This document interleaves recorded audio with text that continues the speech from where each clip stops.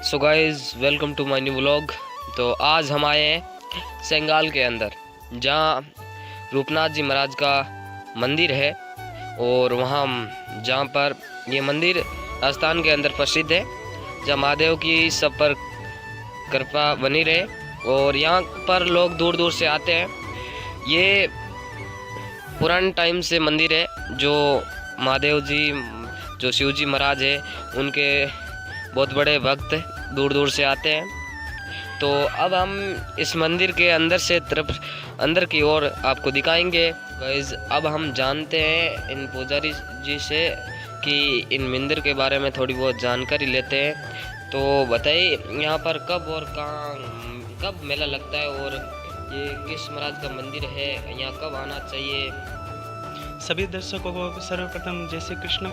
और मैं यहाँ पर काफ़ी लंबे समय से पुजारी हूँ। मेरे अनुसार ये मंदिर कम से कम आज से कई हज़ार साल पुराना है। सो गाइज, आप सेंगाल दौरा तो आए होंगे, लेकिन आपने एक चीज़ वो नहीं देखी जो मैं बताने वाला हूँ। आप चीज़ वो नहीं देखी जो मैं बताने वाला हूँ। ये चीज़ है शिवालय निज मंदिर के अंदर, जो प्राचीन काल से, काफ़ी समय से, जो प्राचीन गोरखनाथ जी महाराज की गुफा, जहाँ पर वो तपस्या करते थे। तो अब आपको दिखाते हैं वो गुफा। ये त्रेता युग से माना जाता है। और जो यहाँ पर प्रमुख धाम है वो है हमारे यहाँ पर रूपनाथ जी के महाराज की। जो आपके सामने अभी मंदिर है वो रूपनाथ जी महाराज का है, ठीक है। और ये प्रमुख धाम तब से जब जाना जाता है जब त्रेता युग में परशुराम जी ने जब पृथ्वी पर क्षत्रियों का संहार किया था, अर्थात उनकी हत्या की थी, जो 21 बार पृथ्वी पर प्रलय लाए थे। है वो गुफा जो गोरखनाथ जी महाराज इसके अंदर तपस्या करते थे। ये गुफा सुना है कि द्वारका जी तक ये गुफा जाती है। तो ये देखो, गुफा जो है काफी समय से है। ये गुफा प्राचीन काल से है, जो यहाँ पर गोरखनाथ जी महाराज गुफा में तपस्या करते थे। यहाँ पर लिखा भी है, देख लीजिए आप गाइज।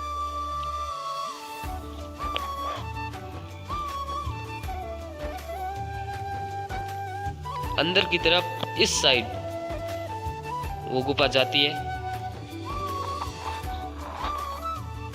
तो आप देख सकते हो, ये इसके ऊपर ढक भी लगा हुआ है।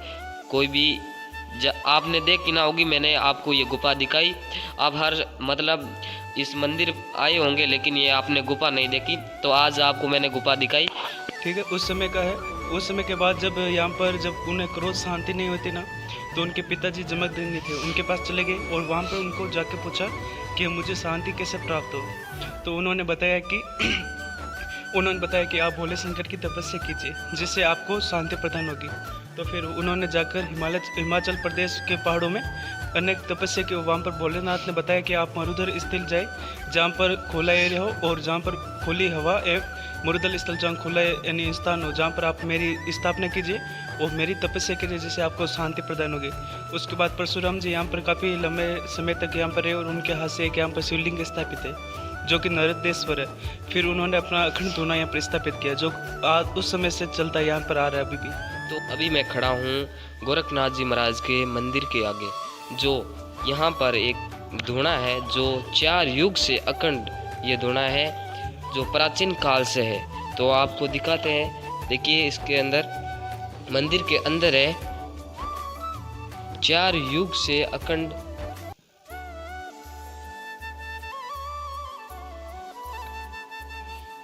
गोरखनाथ जी महाराज।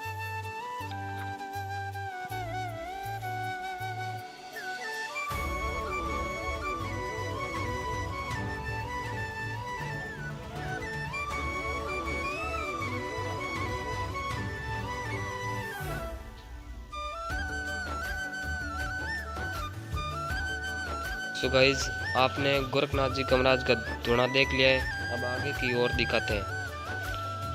तो यहाँ पर लोग जब मेले की टाइम कितनी भीड़ होती है यहाँ पर? देखिए, यहाँ पर विशेष तौर पर मेले 2 प्रकार लगते, 2 बार। एक तो लगता है शिवरात्रि पर, जो अभी आने वाली है फाल्गुन मास में, और दूसरा मेला लगता है श्रावण में, जो पूरा 1 महीना चलता है। और उसके जैसे ये शिवरात्रि आती है, उसके अंदर कम से कम 4-5 लाख लोग नॉर्मल हो गए, इतने आराम से आ जाएंगे। और शिवरात्रि के बाद जब यानी श्रावण वापस आ गया तो श्रावण में भी यहाँ पर काफ़ी भीड़ रहती है, हज़ारों लोगों की। तो आप यहाँ केवल पुजारी और भी क्या करते हो? जी, विशेष तौर पर तो यहाँ पर अध्ययन करने आए हैं। यहाँ पर वैदिक संस्कार संस्कृत विद्यालय जो सेंगाल धोरे नाम से प्रसिद्ध है, और यहाँ पर यह विद्यालय आज से 30 साल पहले स्थापित हुआ था। और यहाँ पर मुझे 3 साल हो गए। हम यहाँ पर कर्मकांड, वेद विद्या, वेदाध्ययन एवं सभी प्रकार की ज्योतिष विद्या और सभी वास्तुशास्त्र के प्रति ज्ञान प्राप्त करते हैं, और एक अच्छे पंडित और सनातन धर्म की रक्षा हेतु शिक्षा ग्रहण करते हैं। तो देखो गाइस, इन्होंने हमें काफ़ी जानकारी बताई, और अभी भी अब इस रूपनाथ जी मंदिर के पीछे की साइड भोलेनाथ का मंदिर है जो आपको दिखाएंगे। तो अभी उन्होंने कितनी अच्छी बात कही है, तो हमें भी कभी कभी लगता है, इन बातों को सुनकर हमें भी अंदर से जोश आता है कि हम भी कुछ करें ना करें, उसको सफलता हासिल करें।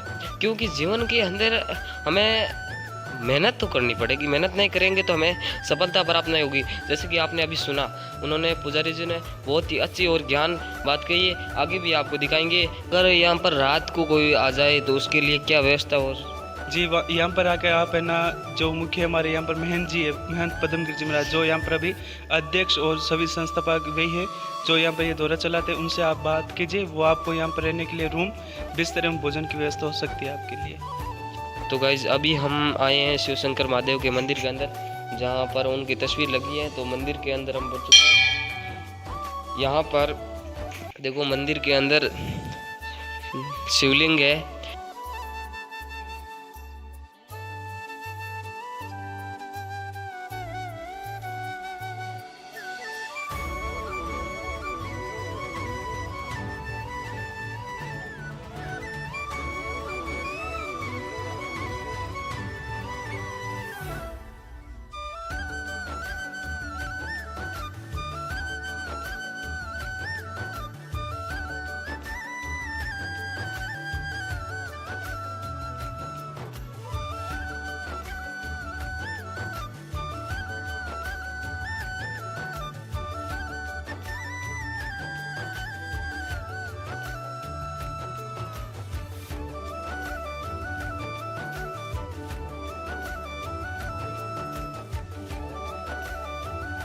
गाइज, यहाँ पर एक शिक्षा देना भी बहुत बड़ा महत्व होता है। तो यहाँ पर एक हम विद्यालय भी कह सकते हैं, क्योंकि हमारे जीवन की सबसे बड़ी जो चीज़ है वो शिक्षा है। हमें शिक्षा हर हाल में प्राप्त करनी चाहिए। तो जहाँ गुरु हो वहाँ शिष्य होता है। तो गुरु के जो मन में अंदर शिष्य बसा हो ना, तब गुरु बहुत ज्ञान देता है, क्योंकि गुरु एक बड़े महत्व की चीज़ होती है जो हमें ज्ञान देता है। ये है महाराज का धूणा जो मंदिर के आगे की तरफ है। यहाँ पर जो भी आता है विभूति लेके महाराज का टिक्का लगा के, ऐसे टिक्का लगा के, और आगे हम चलते हैं मंदिर के अंदर। सो गाइस, आपको नीचे की ओर दर्शन करा दिए, अब चलते हैं ऊपर की ओर। जो सीढ़ियाँ यहाँ से जाती है ऊपर की ओर। देखिए गाइस, ये है महंत श्री रामगिरी जी महाराज सेंगाल धोरा। तो इनकी तस्वीर है जो पुरानी समय की है। जस्ट ऊपर आते ही श्री दत्तात्रेय जी महाराज का मंदिर है, जो आप अंदर की तरफ से दिखाते हैं। यह है दत्तात्रेय जी महाराज का मंदिर।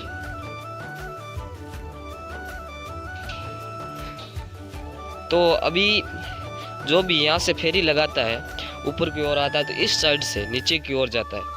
फेरी लगा उधर से आता है और इस साइड के नीचे की ओर जाता है। यहाँ से आपको दिखाते हैं कुछ नीचे का नज़ारा, जो कैसा है आप देखिए। देखो गाइस, ये मंदिर है जो धोरे के ऊपर है। जब भी तो इसका नाम सेंगाल धोरा लिया जाता है।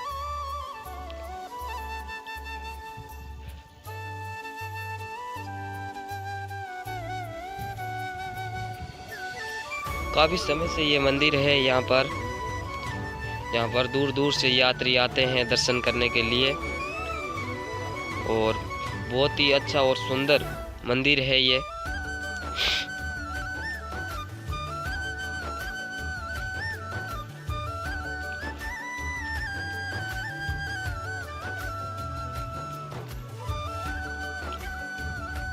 तो ये पीछे की साइड है गौशाला।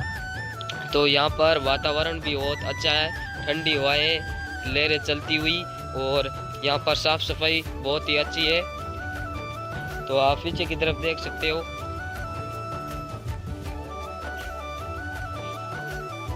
अभी यहाँ से हम जाएंगे नीचे की ओर। सो गाइस, अब आपको दिखाते हैं प्राचीन काल से यज्ञशाला, जो आप देख सकते हैं। यह है यज्ञशाला, जो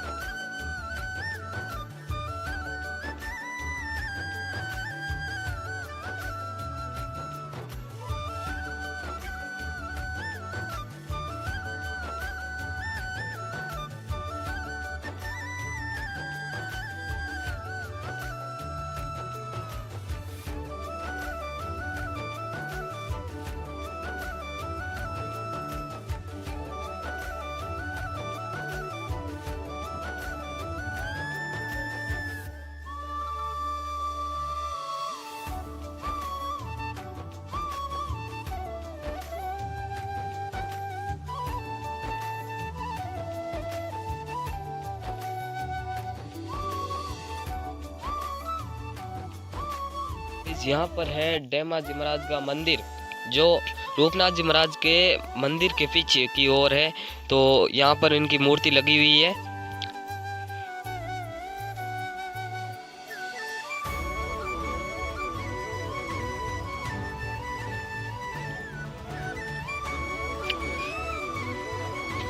इनके हाथ में एक भाला है।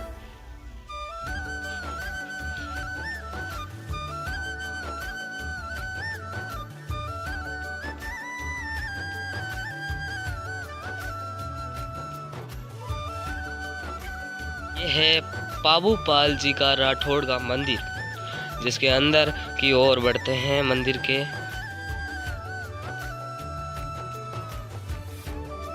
गाइस, ये है पाबू जी पाल राठौड़ की मूर्ति, जो पाबू जी की जो माता थी, उन्होंने बोला कि मैं तुम्हारे फर्ज निभाने के लिए केसर कालवी घोड़ी के रूप में आऊंगी और तुम्हारा फर्ज निभाऊंगी।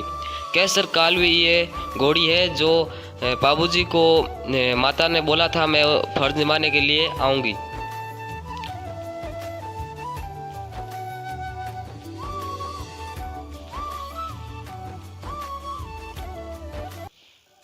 सो गाइज, यहाँ पर प्रसाद लाने की जरूरत नहीं है, यहाँ पर दुकान ऑलरेडी पहले से ही लगी है, तो आप प्रसाद यहाँ से ले सकते हो।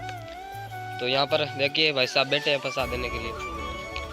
Thank you so much, welcome. आज के लिए इतना ही बस। तो सभी भक्तजनों और सभी दर्शकों को मेरा ये निवेदन है, आप कभी कार्य में, आप जो भी कोई कार्य की शुरुआत करते हो उसके अंदर कभी भी हार नहीं माननी चाहिए आपको। सर्वप्रथम तो हमें अपने कार्य पर निष्ठा और मेहनत पर ध्यान देना चाहिए, और हमें एक ही लक्ष्य रखना चाहिए कि हमें हमेशा लक्ष्य की प्राप्ति करनी है। और हमारे जो जीवन सफर रहता है उसके अंदर उतार चढ़ाव आते ही रहते हैं। जैसे कोई यूट्यूब चैनल होता है और कुछ आदि कार्य होते हैं जिसके अंदर हम कोई कार्य करते हैं, एक बार तो हमें ऐसे प्राप्ति नहीं होती सभी चीज़ों की, पर जैसे हम धीरे धीरे कार्य करते हैं हमें प्राप्ति जरूर हो जाती है। जैसे भगवद गीता में कहा है कि आप कर्म करते जाए, फल की चिंता ना करें। जिससे आप जिससे इस अर्थ है कि हमें अपने कर्मों पर, हमें अपने कार्य पर ध्यान देना चाहिए, बल्कि ये नहीं सोचना चाहिए कि हमें कब फायदा मिलेगा, हमें कब धन प्राप्त होगा। इसलिए इस चीज़ों पर ध्यान ना दें और सिर्फ अपने कर्म को श्रेष्ठ रखें और मेहनत करनी चाहिए। ठीक है, जय शंकर।